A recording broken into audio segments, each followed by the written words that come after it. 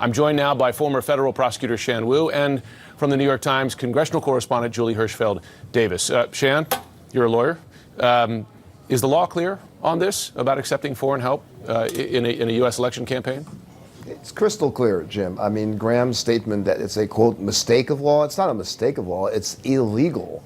And it's per se illegal. The situation originally with Don Jr. in Trump Towers, Mueller really laid out the requirements, and he could have been prosecuted, but they made a discretionary call. Don't want to go after the President of the United States' son.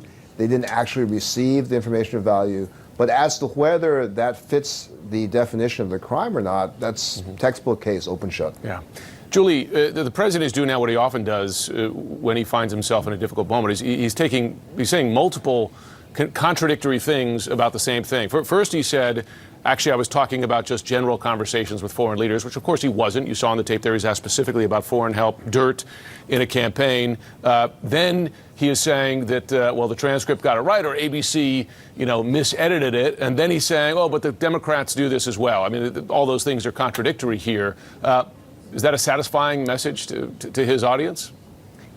Maybe to his audience it is. I mean, I think in these instances, in a lot of regards, he's just talking to his supporters and trying to give them something to hang on to as to why this is not an objectionable thing to say. I think it gets harder with a statement like this, A, because, as you pointed out, it's all on tape. It's in an interview. Everyone can watch it, and I would be shocked if anyone on Capitol Hill hasn't at this point, even if some of the Republicans that Manu is talking to are saying that they haven't. But I think part of the challenge for the president here is that this is a statement that it's going to be very difficult for even congressional Republicans who are very supportive of him to defend. I think they're going to try to find, as you saw Lindsey Graham do just now, a way to make a distinction and to sort of throw the focus back on Democrats and sort of this erroneous parallel between the Steele dossier and what the president seems to be talking about here.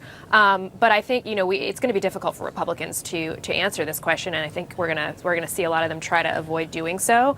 But yeah, in these situations, it's very common to see the president try to A, throw it back at Democrats, but B, just tell people that they didn't actually hear what they heard. Yep. It's Orwellian, and we've seen it before.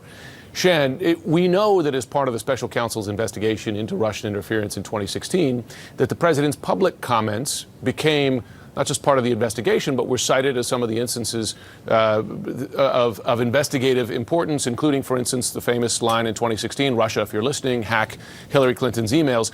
I wonder, just from an investigative perspective, a sitting president saying, hey, yeah, I'm open to accepting foreign help. And by the way, Jared Kushner said something similar in an interview a couple of weeks ago. Is that something that should be investigated on its own merits? I think it should be. It really sends a very dangerous message to the world, and really, when he's trying to talk to his supporters, it encourages a kind of lawlessness, really. He's saying the only time that something is illegal is if I feel it is. And so that should be investigated, and Congress really should take very clear action. It seems like it'd be a no-brainer, bipartisan, to say, let's enact the law right now that says you have to report those contacts, make that mandatory ASAP. Julie, you covered this White House for some time, this administration. Is there anyone in the president's inner circle who would have his ear and tell him, you got to definitively pull back on this? I don't really think so. I mean, I think that there's certainly maybe people in the White House who privately will tell him to sort of back away from this, to not talk about it as much, but there's no one who can persuade him that what Shan just said is not, in fact, the case, that what really matters is what he thinks is inappropriate or illegal and not what the law says or what, have been the traditions of how the political process here works in the past. And I think, it's going to be interesting to see how what the reaction is on Capitol Hill and whether anyone on the Hill is able to persuade him that this is really an untenable position for them.